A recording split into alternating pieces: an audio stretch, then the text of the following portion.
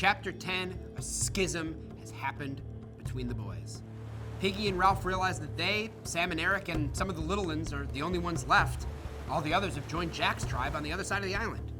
Ralph brings up Simon, but Piggy doesn't want to talk about what happens. He chalks it up to fear. He says it was a mistake. He tries to do everything he can to convince Ralph that life has to go on. Sam and Eric come back with firewood and say they got lost. Piggy tells them that he and Ralph came back early because they were tired. Everyone's sort of skirting around the traumatic death they've just witnessed.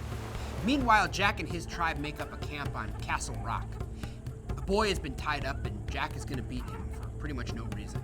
Jack says that the tribe needs to go hunt, but some of them have to stay behind to guard the cave. They think that the beast isn't dead and can come back.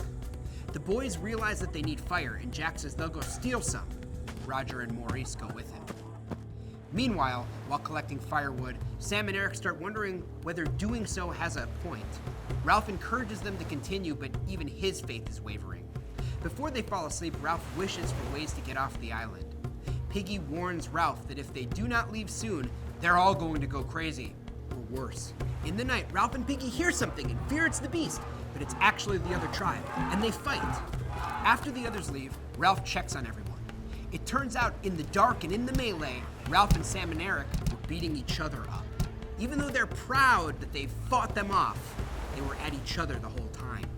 Piggy says he thought that they wanted the conch, but then questions what they may have actually come for. It turns out, it was his glasses. In this chapter, Ralph acknowledges that he has a dark side and that it played a role in Simon's death. He says, "I'm frightened of us." We see that the darkness and evil that lurks underneath the surface of civilization is manifesting itself in the boys.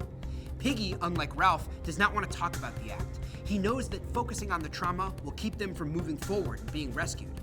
He insists that they were ruled by fear, not by a dark side of human nature, so he doesn't have to feel guilty or think about what happened. At this point, the power struggle for leadership is over. Jack's in control, and Ralph has no more leadership.